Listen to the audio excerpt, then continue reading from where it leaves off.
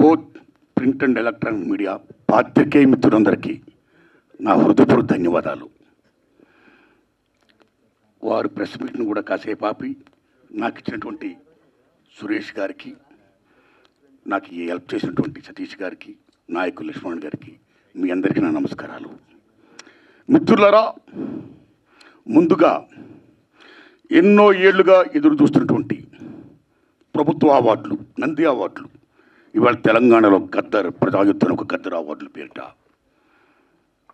CM Revanth Reddy గారి government ప్రకటించడం మామూలు ఆనందం కాదు, వెరీ వెరీ హ్యాపీ. అంటే ఇండస్ట్రీ యొక్క ఉనికిని గుర్తించి గౌరవించినందుకు సీఎం రేవంత్ రెడ్డి గారికి, వారి టీంకి నా నమస్కారాలు. అలాగే జాతీయ అవార్డు గ్రహీతలకి,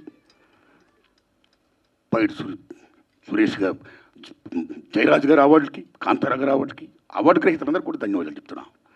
తెలంగాణ ప్రభుత్వం ఏ విధంగా అయితే గద్దర్ అవార్డులు ప్రకటించిందో, అలాగే ఎన్నో ఏళ్లుగా ఎదురు చూస్తున్నటువంటి నంది అవార్డులను కూడా మన చంద్రబాబు నాయుడు గారు అక్కడ ప్రకటించాలని నేను మనస్ఫూర్తిగా విజ్ఞప్తి చేస్తున్నా. ఇక ముఖ్యంగా నేను మీ పాత్రికేయ మిత్రులందరినీ ఎందుకు విజ్ఞప్తి చేశానంటే, రీసెంట్గా ఇండస్ట్రీ మొత్తం పర్సంటేజ్ కావాలని maximum above 80%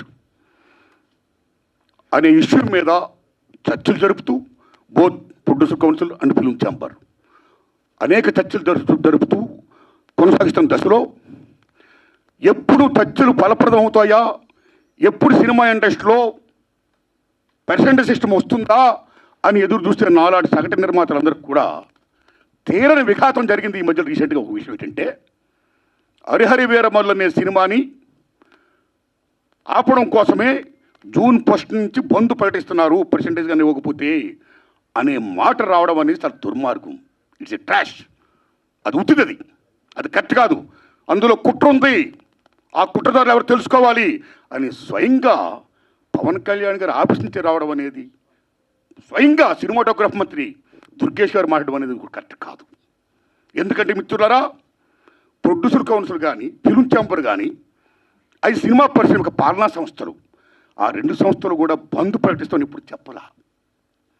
decisions are going on అని చెప్పారు వాళ్ళు. దట్ ఇంకో విషయం చెప్తున్నా మీకు, బంద్ అనేది ప్రజాస్వామ్యంలో ఒక బ్రహ్మాస్త్రం. ఎవరైనా బంద్ ప్రకటించే ముందు సినిమా ఇండస్ట్రీలో అకార్డింగ్ టు నామ్స్ 3 వారాల ముందుగా తెలియపరచాలి. ఇదిగో పలానా ఇష్యూ మీద మేము ఫైట్ చేస్తున్నాం, అది ఇంకా కొలిక్కి రాలేదు కాబట్టి మేము బంద్ ప్రకటించబోతున్నాం అనే విషయాన్ని నిర్మాతలకు 3 వారాల ముందు తెలియపరచాలి. This is norms, it's a preamble. 3 వారాల ముందు తెలియపరిస్తే రిలీజ్ డేట్ ఎవరు తెచ్చుకున్నారో, మేము రిలీజ్ డేట్ ఇచ్చుకున్నామండి, ఇంకో 2 వారాలు మేము రిలీజ్ చేస్తున్నామండి అని ప్రిపేర్ అయిన నిర్మాతలను ఇబ్బంది పెట్టకుండా ఉండడం కోసమే 3 వారాల ముందు తెలియపరచాలి according to norms. So June 1 bandh ప్రకటిస్తే, ఒకవేళ జూన్ 12 అంటే 2 వారాలు కూడా కాదు కదా, ఏ రకంగా మీకు హరిహర వీరమల్లుకి అది వర్తింపు చేస్తుందండి? అది కరెక్ట్ కాదు. పవన్ కళ్యాణ్ గారి మీద ఎవరైనా కుట్ర పంటారు. తెలుగు చలనచిత్ర పరిశ్రమలో విశ్వవిఖ్యాత నట సార్వభౌమ ఎన్టీ రామారావు గారు, భారతదేశంలో ఎన్టీఆర్ మన తెలుగు జాతిని ఖ్యాతిని చేసిన మహనీయుడు. As a politician, as a CM, like this anything else. ఎంత గర్విస్తామో. తర్వాత మళ్ళీ మంచి గొప్ప పేరు తెచ్చుకొని ఈవేళ ఒక జనసేన పార్టీ పెట్టి ఈవేళ డిప్యూటీ సీఎం అయ్యారంటే వీఆర్ ప్రౌడ్ ఆఫ్ ఇట్. మన తెలుగు చిత్ర పరిశ్రమ మొత్తం అంతా గర్విస్తుంది. Hats off to Pawan Kalyan garu, Chandrababu Naidu గారికి సెల్యూట్. మేము పవన్ కళ్యాణ్ గారిని ఏ రకంగా దుర్మానం కాము, కానీ పవన్ కళ్యాణ్ గారు ఆఫీస్ ఆ రకంగా కరెక్ట్ కాదు రావడం. ఓకే, వచ్చిందనుకోండి, ఇష్యూ వస్తే మహాత్మా గాంధీ ఏమన్నాడు, ప్రపంచ యుద్ధాలను కూడా చర్చల ద్వారా ఆపొచ్చన్నాడు ఆయన. ఒక సీఎం, ఒక డిప్యూటీ సీఎంగా మీరు అక్కడ సీఎం చంద్రబాబు నాయుడు గారితో మాట్లాడి హరిహర వీరమల్లు అనే టాపిక్ మీరు ఎత్తకుండా, ఓకే మీ ఇండస్ట్రీ కష్టాల్లో ఉన్నప్పుడు రండి, మన సిట్టింగ్ చేసుకుందాం రండి, మాట్లాడుకుందాం రండి అని చెప్పుంటే ఒక పెద్ద రోల్ ప్లే చేసి ఉంటే, ఒక చలనచిత్ర పరిశ్రమ బిడ్డగా మిమ్మల్ని మేము ఎంత గౌరవించేవాళ్ళం సార్. ఎంత బాగుండేది సార్, ఎంత బాగుంటుంది సార్. ఆ పని చేయండి సార్ పవన్ కళ్యాణ్ గారు. ఎందుకంటే పర్సంటేజ్ సిస్టమ్ వల్ల ఇండస్ట్రీ ఇవాళ చాలా మేలు జరుగుతుందండి. పర్సంటేజ్ సిస్టమ్ లేకపోవడం వల్ల ఇండస్ట్రీ సగటు నిర్మాత మొత్తం కొలాప్స్ అయిపోతున్నాడండి ఇవాళ. మీరు నమ్మండి sir. Why? Because all malls, PVRs మొత్తం ఇలాంటివన్నీ వచ్చేసిన తర్వాత సింగిల్ థియేటర్స్ ఇవాళ ఉనికి లేకుండా పోతుందండి. తెలంగాణలో 500 ఉన్న సింగిల్ థియేటర్లు ఇవాళ 200 చిల్లరకు వచ్చేసాయి. ఆంధ్రప్రదేశ్లో 500 పైన ఉన్న సింగిల్ థియేటర్ల 300 పైసలకు వచ్చాయి. సింగిల్ థియేటర్ లేకపోతే యొక్క ప్రేక్షకుల పరిస్థితి ఏమిటి? ఇవాళ మాల్స్లోని ఆటల్లోని ఇటువంటి సోకాడు థియేటర్స్లో రేట్స్ ఎంత ఉన్నాయి? ఇవాళ ఎంత పీపచ్చమైన రేట్స్. ఆడికి వెళ్ళి ఏదైనా పాప్కార్న్ తింటేనే 500 రూపాయల, డ్రింక్ 200 రూపాయల, టికెట్ మొత్తం 200, 300 ఇలాగ అనుకుంటే సగటు ప్రేక్షకుడు ఎక్కడ సినిమా చూడగలుగుతాడు? ఏ రకంగా వెళ్ళగలుగుతాడు? ఇవాళ భారతదేశంలో సినిమా పరిశ్రమ అనేది సామాన్యుడికి వినోదం. అలాంటి వినోదాన్ని సగటు మనిషికి దూరం చేస్తుంది ఇవాళ బికాస్ ఆఫ్ దీస్ పాలసీస్. కాబట్టి సింగిల్ థియేటర్ని బతికించుకోవాలి, దానికి పర్సంటేజ్ సిస్టమ్ కావాలి. ఈ పర్సంటేజ్ సిస్టమ్ అనేది ఇప్పుడు నుంచి కాదండి. నేను ఎందుకు ప్రెస్ మీట్ పెట్టానంటే since 25 years the issue is going on. ఈ పర్సంటేజ్ కావాలని కోరిన వాళ్ళు మేము కూడా ఒకటి, నేను కూడా ఒకనండి. ఆ రోజుల్లో మీరు నమ్మని మిత్రులలో కిఎల్ నాన్నగారు ఉన్నప్పుడే ప్రొడ్యూసర్ కౌన్సిల్ అధ్యక్షుడిగా మేము విజ్ఞప్తి చేశాం. కాలా సి కళ్యాణ్ గారు ఉన్నప్పుడు విజ్ఞప్తి చేశాం. కాలా కిరణ్ గారు ఉన్నప్పుడు విజ్ఞప్తి చేశాం. కాలా అలాంటి దశలో మీరు నమ్మండి, ఇదే ఫిల్మ్ ఛాంబర్ ముందు టెంటలు వేశాం.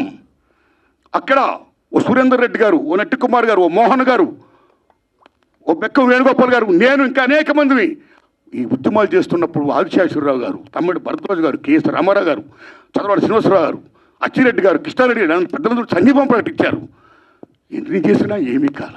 వెళ్ళి స్వయంగా నేను వెళ్ళి రామారాయణ గారు రిక్వెస్ట్ చేశా, నారాయణ పర్సంటేజ్ సిస్టమ్ కావాలి, అది మంచిది, ఈ సిస్టమ్ ఉండకూడదు, రెండో సిస్టమ్ ఉండకూడదు, నేను స్పిరిట్స్తో మాట్లాడతాను, I am with you, I am with that moment అన్నాడు రామారాయణ గారు. మహానుభావుడు కీర్చేసి అయ్యారు. అది ఇప్పుడు తచ్చులు ఫలప్రదం కాల. ఆ తర్వాత అల్లు అరవింద్ గారిని రిక్వెస్ట్ చేశాం, నారాయణమూర్తి అందరం కలిసి చర్చించుకున్న విషయం మీద ఏది మంచిగా చేద్దామన్నాడు ఆయన. కానీ మంచి అనే పర్సంటేజ్ జరగల. మళ్ళీ సునీల్ నారాయణ గారిని రిక్వెస్ట్ చేశాం, అందరూ ఏం చెప్తా అదే మేము చేస్తామన్నాడు ఆయన. కానీ ఇది మంచి జరగల, పర్సెంటేజ్ సిస్టమ్ ఇంప్లిమెంట్ కాలా. దిల్ రాజు గారిని రిక్వెస్ట్ చేశాం, నిజంగా దిల్ రాజు గారు నేను పర్సెంటేజ్ సిస్టమ్కి యాక్సెప్ట్ అన్నాడు ఆయన ఆర్టీస్లో. కానీ ఫలప్రదం కాలా. ఆ టైంలో అప్పుడు ఇండస్ట్రీ పెద్ద మహానుభావుడు మా గురువు దాసనాండారు ఇంట్లో మా గురువు గారు కేఎస్ రామారావు గారు, తమ్మిడి భరద్వాజ్ గారు, నేను, సి కళ్యాణ్ గారు అందరం మీట్ అయ్యాం. మీట్ అయిన తర్వాత VNR Nageswara Rao distributor from Telangana, percentage system కావాలి, ఏ సిస్టమ్ కావాలి, ఆక్యుపేషన్ పర్సెంటేజ్ కావాలని కొందరు, 50-50 కావాలని కొందరు, ఇలా రకరకాల మాడుతున్నప్పుడు ఇది తప్పకుండా తేలుతాం. ముందు పర్సెంటేజ్ సిస్టమ్ పెట్టాలి, రెండు సిస్టమ్ ఉండకూడదు, ఈ సిస్టమ్ ఎత్తేయాలి అనే దాన్ని ముందు మీరు తీసుకురండి అని మేము విజ్ఞప్తి చేస్తే మా గురువు దాసనాండు దాన్ని యాక్సెప్ట్ చేశారు, ముందు తీసుకుని వెళ్ళారు. కానీ ఫలప్రదం కాల, ఇంప్లిమెంట్ కాల. లేటర్ ఆఫ్ ఇండస్ట్రీ పెద్ద చిరంజీవి గారి దగ్గరికి వెళ్ళాం, ఇది ఇష్యూ మీద రైజ్ చేశాం, విజ్ఞప్తి చేశాం, టికెట్స్ రేస్ పెంచుద్దని చెప్పడం ఇష్యూలో కానీ ఈ ఇష్యూలో కానీ ఆయన కృషి చేశాడు, మరీ ఫలప్రదం కాల. So this is a very big issue. Since 25 years this percentage system is going on, the issue is going on, not clearing. అది కావాలి. అలాంటిది ఇవాళ పర్సెంటేజ్ సిస్టమ్ కొలుక్కొచ్చే దశలో హరిహరి వీరమ్మలకి దీనికి ఒక లింకప్ పెట్టి ఏం సంబంధం అండి? ఏమీ సంబంధం లేదు. ఈ రకంగా దాన్ని ఇచ్చేస్తారని చెప్పి ఈ పర్సెంటేజ్ సిస్టమ్ అనే ఇష్యూని పక్క తోసేసేసి హరిహరి వీరమ్మను ఫోకస్ చేయడం అంటే ఎంత దోణం ఉండేది? అది కరెక్ట్ కాదండి. అందుకని నేను మనస్ఫూర్తిగా ఇది ఫీల్ అయ్యే నేను చెప్పడం కోసమే నేను విజ్ఞప్తి చెప్తూ పవన్ కళ్యాణ్ గారిని విజ్ఞప్తి చేస్తున్నా, నేను చంద్రబాబు నాయుడు గారిని విజ్ఞప్తి చేస్తున్నా, దుర్గేష్ గారిని విజ్ఞప్తి చేస్తున్నా. పవన్ కళ్యాణ్ గారు మాట చెప్పారు, ఇండస్ట్రీ వారు వచ్చి గవర్నమెంట్ ఏర్పడ్డ వెంటనే వచ్చి పలకరించవచ్చు కదా, మర్యాద పూర్వకంగా కలవచ్చు కదా అన్నారు. ఆయన శభాష్, కలవాలి, రాజులు మీరు, కలుస్తాం. కానీ ఒక విజ్ఞప్తి చేస్తున్నాం, పూర్వకాలంలో రాజుల దగ్గరికి ఏదైనా ప్రజలకు సమస్య వచ్చినప్పుడు ధర్మగంట కొడితే లోపలికి వెళ్ళేవారు. దాని బిఫోరే రాజులే ప్రజల దగ్గరికి వెళ్ళేవాడు, రక్తబండి పెట్టేవారు. మీ ప్రజలకు ఏం సమస్య ఉంటే రండి చెప్పండి అని అడిగేవాడైనా, అక్కడక్కడిగా తీర్పులు చెప్పేవాడు, సాల్వ్ చేసేవాడు, ప్రజలకు మేలు చేసేవాడైనా. ఇదిగో మా ఊరికి చెరువు కావాలి, మా ఊరికి విద్య కావాలి, మా ఊరికి వైద్యం కావాలి, లైక్ దిస్. అలాగా మీ మినిస్టర్లు కూడా అయిన వెంటనే ఇండస్ట్రీని పిలిచి రండి మీకేం సమస్యలు ఉన్నాయి, నేనేం చేయాలి, మేమేం చేయాలి అని చెప్తే మేము కూడా ఎంత ఆనందపడేవాళ్ళం అండి. మేము మీ బిడ్డలు అండి, చిల్డ్రన్ ఆఫ్ ది స్టేట్. మేము మీకు ఓట్లు వేసిన వాళ్ళమి, మిమ్మల్ని లెక్కించిన వాళ్ళమి, మీ బిడ్డలు మేము. You must be respect the people the same time who must respect the government. It's vice versa. So my humble request, దయించి ఈ పర్సెంటేజ్ సిస్టమ్ పక్కకి పెట్టేయకుండా పర్సెంటేజ్ సిస్టమ్ అనేది మెయిన్ ఇష్యూ కాబట్టి. ఎందుకంటే ఆల్ మాల్స్ ఇవాళ ఆక్యుపై చేసి 50% దే ఆర్ టేకింగ్. కార్పొరేట్ సెటప్తో కూడుకొని ప్రైవేట్ సంస్థలు ఏమైతే ఉన్నాయో ఆ కార్పొరేట్స్ అందరూ కూడా వాళ్ళు they are getting 50%. But single థియేటర్కి ఏమైంది? సింగిల్ థియేటర్ అందరూ మనవాళ్ళు ఎక్కడవాళ్ళు, ఓ ఫ్యాషన్తో కట్టుకున్నవాళ్ళు, ఈ తల్లిని నమ్ముకున్నవాళ్ళు. సినిమా అంటేనే తల్లి తండ్రి నిర్మాత తీసేవాడు, చూసేవాడు, ప్రేక్షకుడు దేవుడు, ఇద్దరికి మధ్య సంధానంగా చూపించే తల్లి సినిమా. సినిమా హాల్ ఓ దేవాలయం. ఆ దేవాలయాలు బాగుండాలి.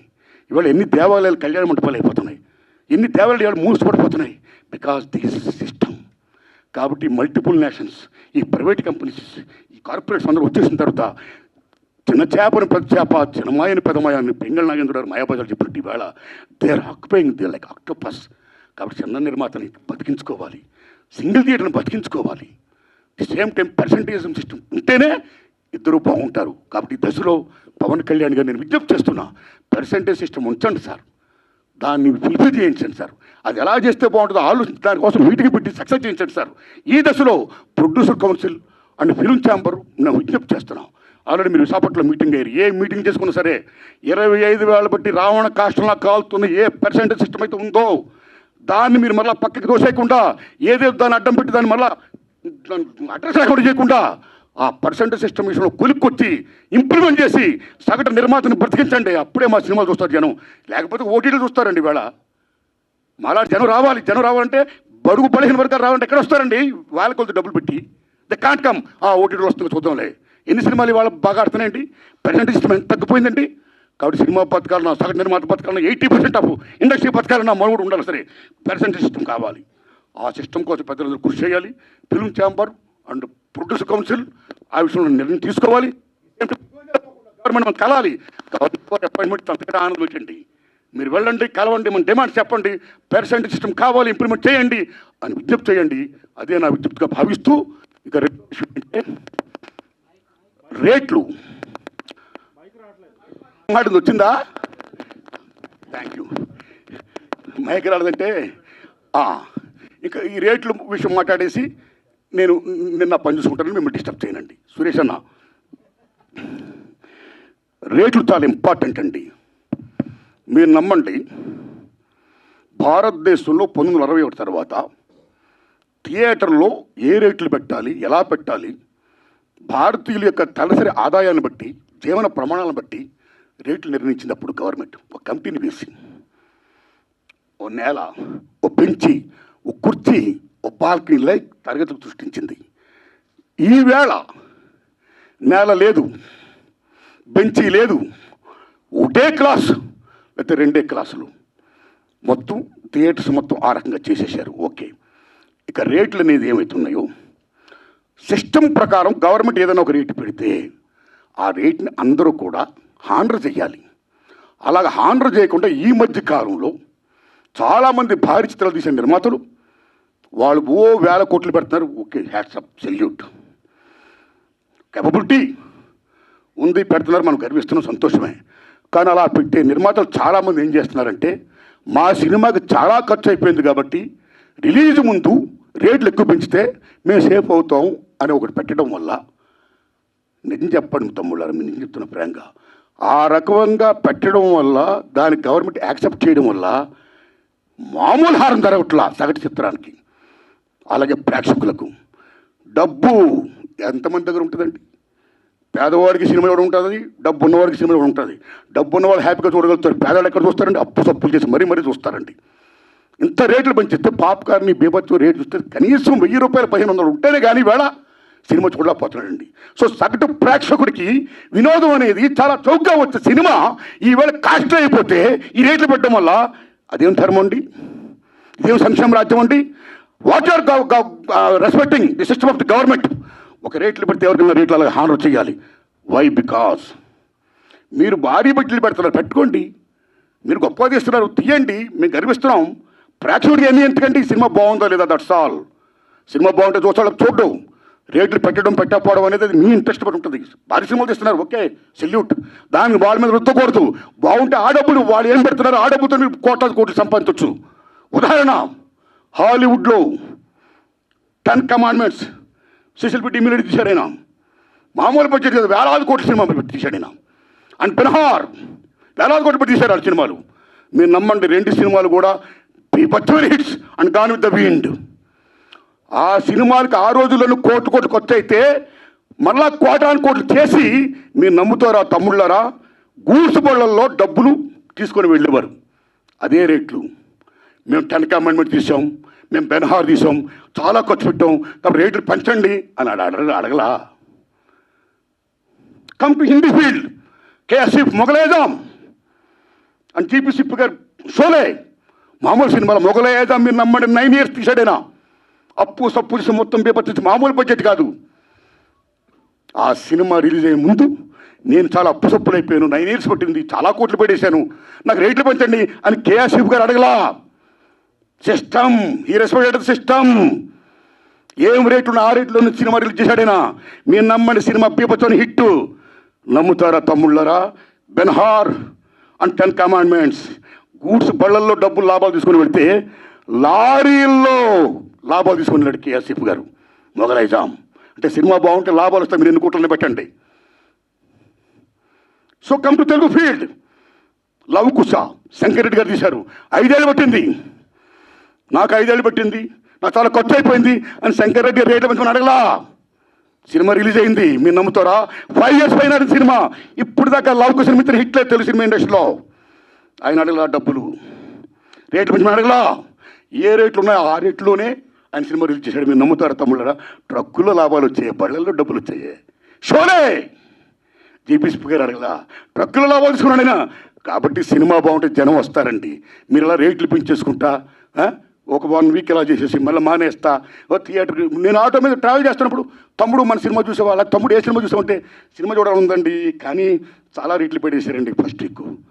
నా ఫేవరెట్ యాక్టరే కానీ డబ్బులు లేవు, అప్పు చేయాలంటే కష్టంగా ఉంది, చూడలేకపోతున్నానండి. ఆ రకంగా ఎంత డ్యామేజ్ అవుతుందంటే సినిమాకి. ఇప్పుడు ఎందుకంటే రేట్లు పెంచుతారు? ఒక నామ్స్ ఉన్నాయి. You must respect the norms, you must respect the system. And అన్నింటినీ మించి సంక్షేమ రాజ్యం ఉంది. ఏ సగటు ప్రేక్షకుడు ఉన్నాడో ఆ సగటు ప్రేక్షకుడు భారతదేశంలో సినిమాయే వినోదం. ఆ వినోదం దూరం చేయకండి ఈ రకంగా పెట్టి.